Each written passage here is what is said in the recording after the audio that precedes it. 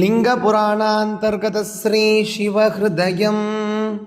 अस्य श्री शिवहृदयस्तोत्र महामन्त्रस्य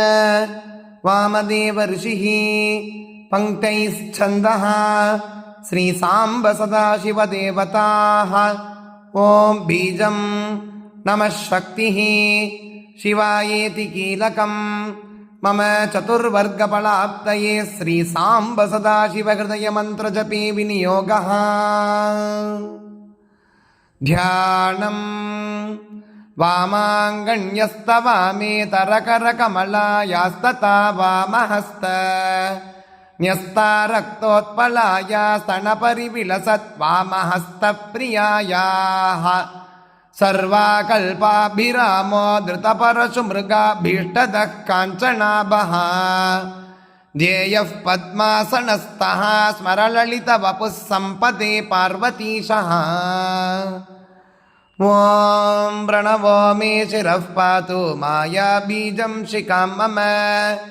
प्रासादो हृदयं पातु नमो नाभिं सदावतु लिंगं मे शिवः पायात् अष्टार्णं सर्वसन्धिषु ध्रुवः पादयुगं पातु कटिं माया सदावतु नमः शिवाय कण्ठं मे शिरो माया सदावतु शक्त्यार्णः सदा पायात् आपादतलमस्तकं सर्वदिक्षु च वर्णव्याकृत्पद्मार्णः पापनाशनगा वाग्बीजपूर्वः पञ्चार्णो वाचां सिद्धिं प्रयच्छतु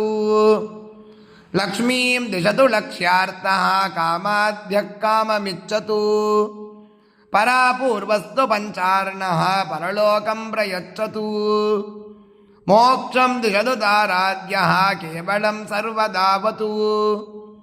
त्र्यक्षरी सहितः शम्भुगो त्रिदिवं सम्प्रयच्छतु सौभाग्या विद्या सहितः सौभाग्यं मे प्रयच्छतु षोडशी सम्पुटतः शम्भुः सर्वदा मां प्ररक्षतु एवं द्वादश भेदानि विद्यायाः सर्वदावतु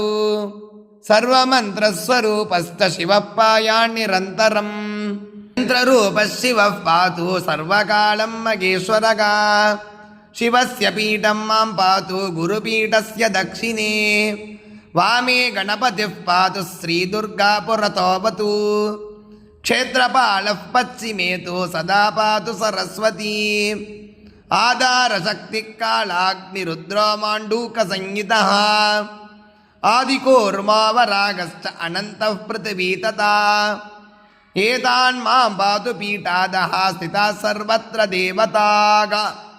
मगार्णवे जलमये मां पायादमृतार्णवः रत्नद्वीपे च मां पातु सप्तद्वीपेश्वरस्तथा तथा हेमगिरिः पातु गिरिकाननभूमिषु मां पातु नन्दनोद्यानं वापिकोद्यानभूमिषु कल्पवृक्षः सदा पातु मम कल्पसकेतुषु भूमौ मां पातु सर्वत्र सर्वदा मणिभूतलं गृहं मे पातु देवस्य रत्ननिर्मितमण्टपम् आसने शयने चैव रत्नसिंहासनं तथा धर्मज्ञानं च वैराग्यमैश्वर्यं चानुगच्छतु अथ ज्ञानमवैराग्यमनैश्वर्यं च नश्यतु सत्त्वरजस्तमश्चैव गुणान् रक्षन्तु सर्वदा मूलं विद्या तथा कन्दुनालं पद्मं च रक्षतु पत्राणि मां सदा पातु केसराकर्णिकावतु मण्डलेषु च मां पातु सोमसूर्याग्निमण्डलम्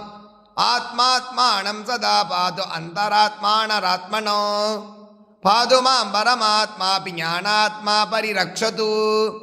वामा ज्येष्ठा तथा श्रेष्ठ रौद्री काली तथैव च कलपूर्वा विकर्णी बलपूर्वा तथैव च बलप्रमदनी चापि सर्वभूतदमन्यत मनोन्मनी च नवमी एता मां पातु देवताः योगपीठः सदा पातु शिवस्य परमस्य मे श्रीशिवो मस्तकं पातु ब्रह्मरन्ध्रमुमावतु हृदयं हृदयं पातु शिरः पातु शिरो मम शिखां शिखा सदा पातु कवचं कवचोऽवतु नेत्रत्रयं पातु हस्तौ अस्त्रं च रक्षतु ललाटं पातु हृल्लेख गगनं नासिकावतु राकागण्डयुगं पातु ओष्ठौ पातु करालिकः जिह्वां पातु मगेश्वासो गायत्री मुखमण्डलं ताळुमूलं तु सावित्री जिह्वामूलं सरस्वती वृषध्वजः पातु कण्ठं क्षेत्रपालो भुजौ मम चण्डीश्वरः पातु वक्षो दुर्गा कुक्षिं सदावतु स्कन्दो नाभिं सदा पातु नन्दी पातु कटिद्वयं पार्श्वौ विघ्नेश्वरः पातु पातु सेनापतिर्बलिं ब्राह्मी लिङ्गं सदा पाय असितानादिभैरवाग उरुभैरवयुक्ता च गुदम्पायान्मगेश्वरगा चण्डयुक्ता च कौमारि चोरुयुग्मं च रक्षतु वैष्णवी क्रोधसंयुक्ता जानुयुग्मं सदावतु उन्मत्तयुक्ता वारागि जङ्घयुग्मं प्ररक्षतु कपालयुक्ता मागेन्द्रिगुल्पौ मे परिरक्षतु चामुण्डा भीषणयुता पादपृष्ठे सदावतु संगारेण युता लक्ष्मीरक्षेत्पादतले उभे पृथगट्टौ मातरस्तु नखान् रक्षन्तु सर्वदा रक्षन्तु रोमकूपाणि असिताङ्गादिभैरवाग वज्रहस्तश्च मां पायात् इन्द्रः पूर्वे च सर्वदा आग्नेयां दिशि मां पातु शक्तिहस्तो न लोमगान् दण्डहस्तो यमः पातु दक्षिणादिशि सर्वदा निर्हृतिः खड्गहस्तैश्च नैऋत्यां दिशि रक्षतु प्रतीच्यां वरुणः पातु पाशहस्तश्च मां सदा वायव्यां दिशि मां पातु रजहस्तः सदा गतिः उदीच्यां तु कुबेरस्तु गदा हस्तप्रतापवान् शूलपाणिः शिवः पायात् ईशान्यां दिशि मां सदा कमण्डुलधरो ब्रह्मा ऊर्ध्वं मां परिरक्षतु अधस्तात् विष्णुरव्यक्तश्चक्रपाणिः सदावतु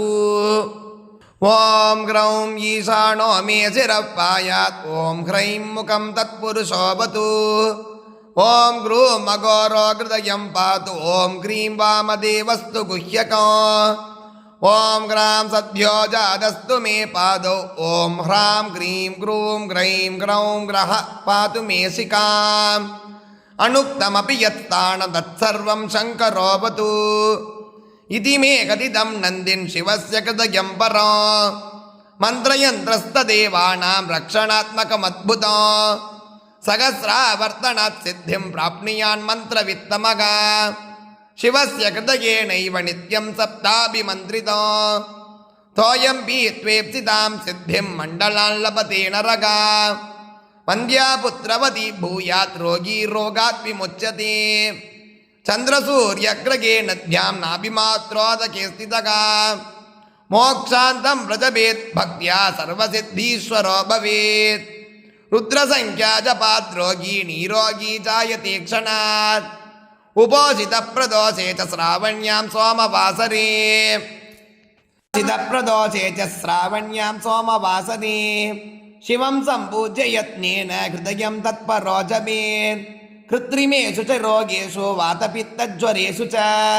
त्रिसप्तमन्त्रितं तोयं पीत्वारोग्यमवाप्नुयात् नित्यमष्टोत्तरशतं शिवस्य कृतयं जपेत् मण्डलान् लभते नन्दिन् सिद्धिदं नात्र संशयः किं बहुक्तेन नन्दीश शिवस्य कृतयस्य च जपित्वा तु मगेशस्य वाहनत्वमवाप्स्यसि ॐ शम्भवे स्वाहा ॐ शङ्कराय स्वाहा ॐ शान्ताय स्वाहा ॐ शाश्वताय नमः शिवस्थानो भवानीपते भूतेशा त्रिपुरान्तका त्रिनयना श्रीकण्ठा कालान्तका शर्व उग्र अभव भर्ग भीम जगतां नाथा अक्षया श्रीनिधे रुद्र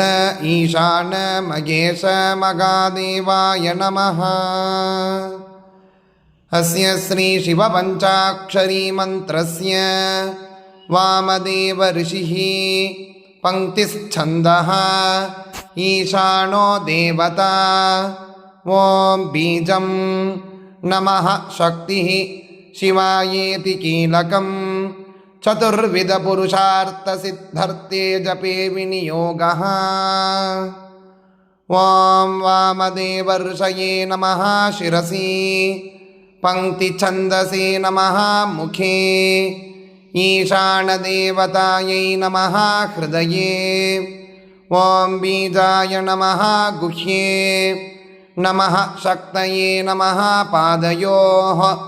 शिवायेति कीलकाय नमः नाभौ, विनियोगाय नमः सर्वाङ्गे, ॐ अङ्गुष्ठाभ्यां नमः, ॐ नं तर्जनीभ्यां नमः, ॐ मध्यमाभ्यां नमः, ॐ सिंहनामिकाभ्यां नमः, ॐ वां कनिष्ठिकाभ्यां नमः, ॐ यं करदलकरपृष्ठाभ्यां नमः, ॐ हृदयाय नमः, ॐ नं शिरसे स्वाहा, ॐ मं शिखायै वसट्, ॐ शिं कवचाय खुं, ॐ वां नेत्रत्रयाय वौषट्, ॐ यं अस्त्राय पट्, ॐ नं तत्पुरुषाय नमः तर्जन्याम्, ॐ ईशानाय नमः इति अङ्गुष्ठयोः, ॐ नं तत्पुरुषाय नमः मुखे, ॐ मं अघोराय नमः हृदये, ॐ शिं सद्योजाताय नमः पादयोः, ॐ वां वामदेवाय नमः गुह्ये, ॐ यं ईशानाय नमः मूर्ध्नि। ध्यानम् ध्यायेन्नित्यं महेशं रजतगिरिनिभं चारुचन्द्रावतंसं, रत्नाकल्पोज्ज्वलाङ्गं परशुमृगवरभीति अस्तं प्रसन्नं, पद्मासीनं समन्तास्तुतममरगणैर्व्यग्रकृत्तिं वसानं, विश्वाद्यं विश्ववन्द्यं निखिलभयहरं पञ्चवक्त्रं त्रिनेत्रम्। ॐ नमः शिवाय, ॐ नमः शिवाय, ॐ नमः शिवाय, ॐ नमः शिवाय, ॐ नमः शिवाय, ॐ नमः शिवाय, ॐ नमः शिवाय, ॐ नमः शिवाय, ॐ हृदयाय नमः, ॐ नं शिरसे स्वाहा, ॐ मं शिखायै वसट्, ॐ शिं कवचाय खुं, ॐ वां नेत्रत्रयाय वौषट्, ॐ यं अस्त्राय पट्।